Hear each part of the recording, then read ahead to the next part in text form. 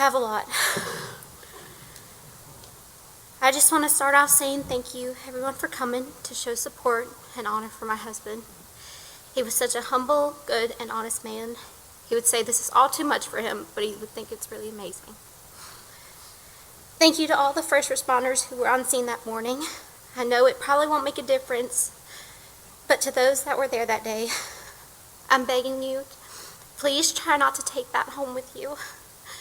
I know you saw and heard us all lose our hearts that day, and I know it had to have taken a toll on you and weighed you down. But I'd hate for Caleb to come home from a scene like that, because I know it would stay heavy on his heart. Just please, when you go home, do what Caleb would do. Hold your wife a little longer, give your kids all the laughs you can get out of them. And be just in the moment with your family. Oh, yeah. Because that's what he would have done.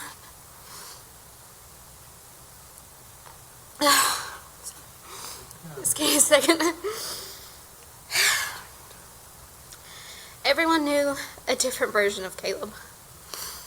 His work knew the professional, hardworking man who took his job so seriously, and he knew his morals.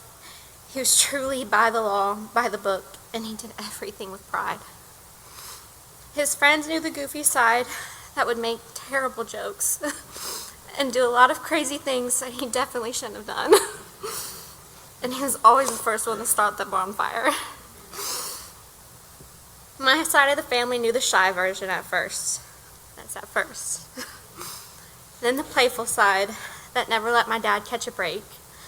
Everyone thought my dad was mean to Caleb, but really, Caleb picked on him more. I can see him now saying, "Sure, okay, Chad," and then roll his eyes with a smile on his face, just to try and rile him up. And then they'd junk talk about who's the best driver, and Caleb would start the story, who he finished the chase that my dad started.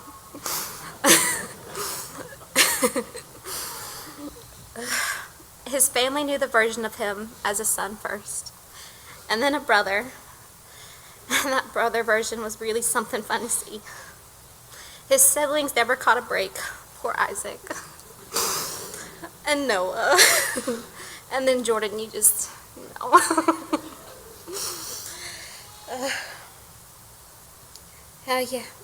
Sorry. Every time we'd go over there, he's wrestling one of the brothers, acting like he's 10 years old again, or being a big brother to his sister, saying absolutely no boys, ever. They saw him be a husband and a father. They saw and helped him grow into an amazing man who believed in God. They gave him such good role models to look up to on how to be a father and a husband. And I can't thank you enough for the man that you helped make for me.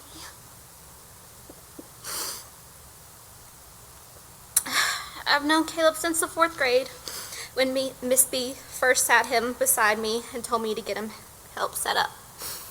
I fell in love.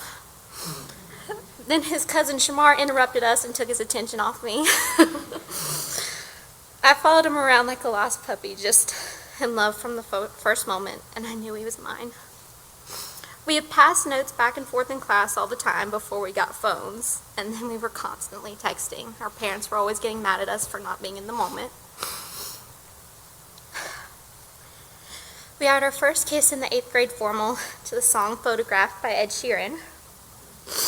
I remember thinking, finally, I've been with him since the 4th grade. I've been waiting for a kiss forever from this boy.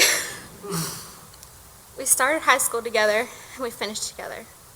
We have so many memories I can share, but it'll take way too long. When we got our license, that was it. We were seeing each other every day, or every other day. We FaceTimed every night on the phone, going to sleep together.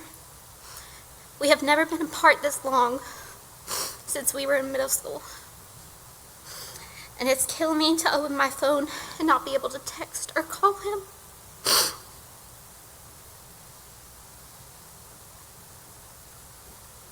We did everything together. I can't think of anything I've done or he's done and we weren't there. I would meet him at the bank just to deposit money from working outside with Dylan Green. We're at the gas station when we got off work just to quick see each other. When we graduated and he started BLT, we were so excited to finally move out so we could be together and sleep beside each other every night and never have to just watch each other on FaceTime anymore. We didn't care how much it cost. We were ready to start our life together. One day we were sitting on the porch and he had went inside to grab something and came back out. I joked with him and I said, "I thought you were going in to get my ring," and he just laughed at me. What I didn't know was he already had it in the sock drawer waiting for the right time.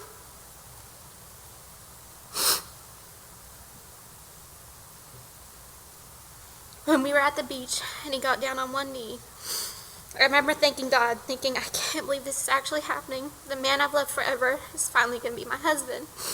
Also, it's about time. Afterwards, he had told me he was on his way home from work and heard the song "Till You Can't" by Cody Johnson came on. And the part that says you can always put a diamond on her hand till you can't played. And he said he knew he had to get the ring that day. Before we got married, we got pregnant. And I remember taking the test and coming out to tell Caleb. What he didn't know was that I was taking the test. So I'm crying. And he looked at me and he said, "What happened?" And then he said, "What did you break?" And so I just blurted out and said, "I'm pregnant." He started laughing. I'm bawling my eyes out and he's just laughing. And the first thing he said was, what do you want to name it?" There was no hesitation, no moment of scared. He was just happy and ready to be a daddy. When we found out it was a boy, he freaked out. He was so happy, jumping up and down. And then we figured Weston's name out not long after. In the hospital, I had a bad labor experience, and he was so worried about me, telling them something wasn't right, and just squeezing my hand. He hated seeing me in pain because he couldn't fix it. Then we heard Weston cry. He cut the cord and brought him over to me, and just held him with so much love in his eyes. He was there every step of the way, helping take care of me and Weston. When we got home, making bottles, changing diapers, helping me shower, bathing Weston. In the first bath we gave Weston, Caleb was holding him. We were putting him in the sink, and he started to pee. So Caleb aimed him at me instead of in the sink. So instead of putting him in the sink, I got peed on, and Caleb thought that was pretty funny until he had to finish that bath by himself. I got hurt, and I called Caleb and said, "Don't freak out," but I cut my hand and I have to go to the hospital. He ended up beating the ambulance there, and his mom told me he was on the phone with her, and he was yelling at the security guard who wouldn't let him back because he was in full uniform, and she said he couldn't bring his gun in. And he said, "My wife's back there, I'm going." And then she said, "I'm calling the police," and he said, "Go ahead, I am." He would have busted down every door in that hospital to find me, though. And he sat with me forever waiting to get a room because I had to have surgery. Someone at one point actually came in to see if I needed a suicide bracelet. They asked Caleb if he was for me or with me. After that, I had to basically kick him out of the room and say, "Go home, shower, and change." But he didn't want to leave me. He finally left, though, because I was tired of looking like that, with an officer sitting watching me. I swear he was back within 40 minutes. I don't think he showered, he just changed his clothes and came right back. When we got home, he brushed my hair every night after I showered. He even watched YouTube videos to try and figure out how to braid my hair. I got better and we got married in May. At the wedding, we had a double rainbow appear after the ceremony. In the Bible, a rainbow appearing at a wedding means a powerful divine sign of covenant, faithfulness, and God's blessing over the new union. Oh, yeah. We've had an amazing marriage. We never fought or argued, and we always showed each other how much we loved each other every day. I got pregnant with our daughter, and I took the test in October. We had been wanting another baby, and Caleb had actually stopped by to grab something right after I had taken the test, and he saw me crying and got worried. And then I just smiled at him and told him that I was pregnant, and he smiled so big at me and grabbed my face with both of his hands and just gave me the biggest kiss and told me how happy he was. When we found out she was a girl, we were just watching a Christmas movie. He held me while I cried again, and we called everyone because he was horrible at keeping secrets that long. He was so scared, but was so excited to be a girl dad. I have been lucky enough to get to feel his love and see him be every amazing version of himself. I can go on and on with stories about how amazing he was. Like the times he danced with me in our house, sang to me in the car, not in tune at all. Every time he held me and told me we were our own little family. The way he'd always make me feel beautiful every day. Days he'd come home with flowers, kissing my cheek, and then giving me 3 kisses before we went to sleep every night. Every morning kissing me goodbye and letting me depend on him for everything. He was the most amazing husband, and I cannot believe this. He's always been the person I go to. He wraps me in his arms and I feel like I'm home. And all my problems melt away, and now my home's gone forever. I'll never get those arms again, and to take a deep breath and let everything out. He was my home and now he's just gone. And that's so hard to believe.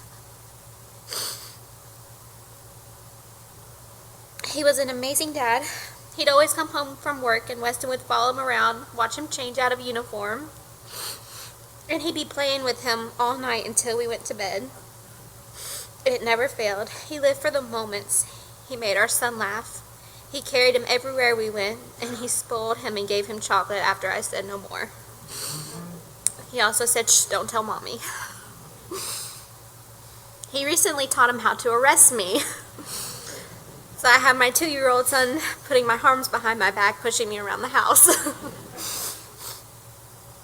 He planned on taking a full month off after we have our daughter.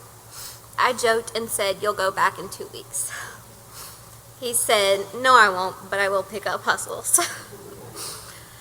But that was him. He couldn't sit still, and he loved his job. He loved what he did. He had once told me he wouldn't retire. He'd just stay part-time until he couldn't work anymore. Our kids are now going to grow up with a bunch of family and friends and just so much love, but they'll never have their daddy again. We share a TikTok account, and I go through the videos that he's liked. Some he showed me, others he didn't. The main one he showed me was, like the sheriff said earlier, when the call for the TikTok says, "If you knew it was your last call, would you still go?" And he said, "Every time." I said, "No, you pass that on." And he said, "No." He said, "Every time," and just shrugged his shoulders and said, "It's what you do." At the end of the day, it didn't matter if he made it to where he was going. He was going to go every time. I'm going to read a few more videos that he liked, and then I promise I'm almost done. "We leave our family to protect yours. We signed up knowing today might be our last. We suffer through the worst evils in hopes you never have to. God really said you're going to spend most of your days missing him, but I'll send you a man that will bust his tail for his family. He will be given strength and purpose, and he won't stop until he gives you the world." And he always did. This is my favorite one. "If the world is this beautiful, then I can't wait to see heaven." This is the last one I'll say. "Never believe that you have been gone too long to come back to God. He is not waiting to punish you or keeping track of how far you've drifted. If prayer has felt distant or hard, he is not disappointed in you. If you don't feel him, tell him that. Say it honestly. If your faith feels small, bring what you have. If you're angry, confused, ashamed, or afraid, speak out loud. God can handle your honesty. He is patient, kind, and full of grace. And his love for you does not change. And as you begin to talk with him again, you'll remember why you love being close to him in the first place.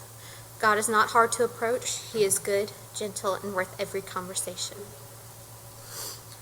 When you leave here today, please remember not only the officer who's fallen, but the friend, son, brother, husband, father, and God-fearing man. Because at the end of the day, he knew where he was going, and he's waiting for me to come home to him when the time's right. And he will hold me in his arms again, and I'll finally be able to breathe because I'll be home. Thank you.